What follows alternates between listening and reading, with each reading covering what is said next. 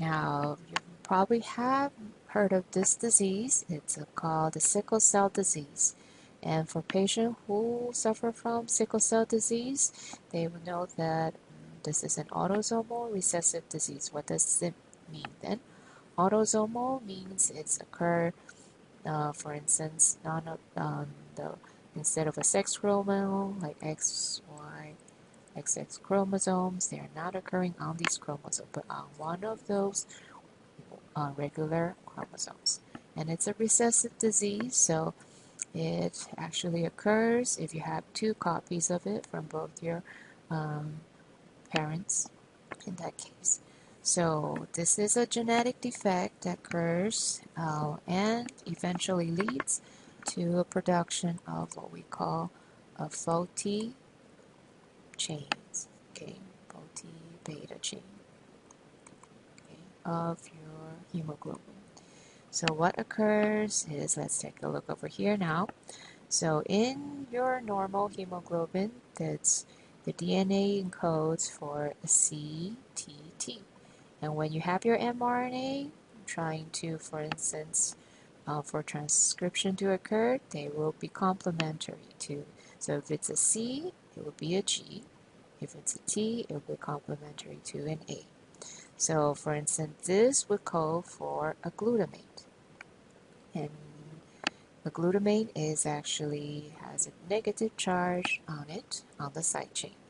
Now, this would how normally it would be. Now, if it's in sickle cell disease, what they have found out a long time ago is that there was a mistake in the coding part of it. So instead of a CTT, it becomes CAT. So you think one change, will it do anything terrible? Now, when you make your mRNA, the A instead of T, it became an A. So the complementary base becomes the uracil. Now, so it becomes UGUA and from GAA. So this codes now instead of glutamate, but valine. Now valine has zero charge on their side chains. So as a result, they cause, for instance, the beta chain instead of, so hemoglobin that looks like these, 4 chains linked together, but because lacking of a charge group on the valine, because of the mutation, now your beta chains all look cylindrical. They look like sickles shape. And as a result, your red blood cells become elongated as a sickle shape instead of their biconcave shape of it. Yeah. So your red blood cell become sickle shaped. Now, do you think they enjoy being in this shape?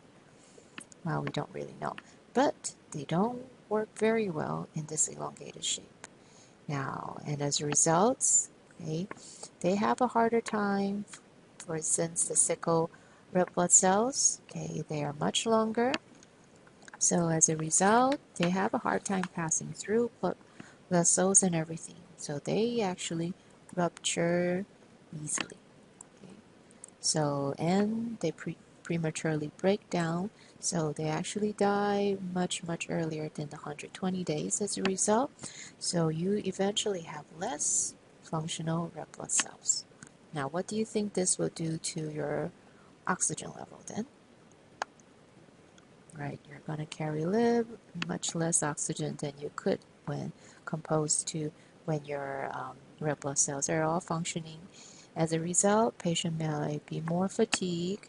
They have anemia in this case, where red blood cells die prematurely, and all these complications. Yeah, so there have to be very, very careful. If you do so, make sure, for instance, take good care of yourself. Yeah, but even though you know that if you do have sickle cell disease. Okay. Now, one other thing is the sickle cell disease has an advantage, and you might have heard of malaria. Okay, so malaria is a disease in some countries, and still they're trying to fight malaria. And in parts of the place where malaria still exists, they found out that patients who have, for instance, sickle cell disease actually survived. And it's reason because the pathogens, okay, that's carrying the malaria um, characteristic, they actually have to live in red blood cells of humans. And when the sickle cell disease occur in a patient, their red blood cells die earlier. So as a result, these pathogens also die earlier along with those red blood cells, the sickle cell. So as a result, this was a very interesting case to find out that even though this is detrimental to the patient, but in the case of malaria, this actually helped the patient survive and being selected through this mechanism. Now we're going to take a look at the development of mature red blood cells and see where they start from. So this process is called erythropoiesis, so formation of red blood cells, okay, or erythrocytes. And don't forget your hormone, erythropoietin. Yeah, so this actually came from your kidneys. So you want to keep your kidneys happy and healthy in order to make erythropoietins as a result. So the erythropoietin will regulate and help these progenitor cell to make more of your red blood cells as a result. Now if we take a look at the lineage now, so through, let's take first, look over here, you have our hemocytoblast or our pluripotent stem cell. So with this tract of erythropoiesis, it goes into the myeloid stem cell and all the way now to what we call proerythroblast and to a reticulocyte and ultimately to a mature red blood cell or mature erythrocyte. Now, what I want you to know is down here, these two types. Okay, so this reticulocyte is actually in the process of formation into a mature red blood cell. This is when they're going to eject out the nucleus from the cell. So by the time you reach the reticulocyte stage, you actually lost the nucleus, so have lack of nucleus. But you do retain some of your organelles. So for instance, the mitochondria, as well as ribosomes, your rough endoplasmic reticulum, etc. So over here, they can still, for instance, use oxygen to produce ATP. They can still use ribosome to make proteins. Okay, so, but by the time they went from reticulocyte to mature red blood cells, right, already the nucleus is gone, no nucleus. While over here, they also no more mitochondria. Okay. Okay. No more ribosomes. No more rough ERs. So they really become, for instance, a bag of hemoglobins.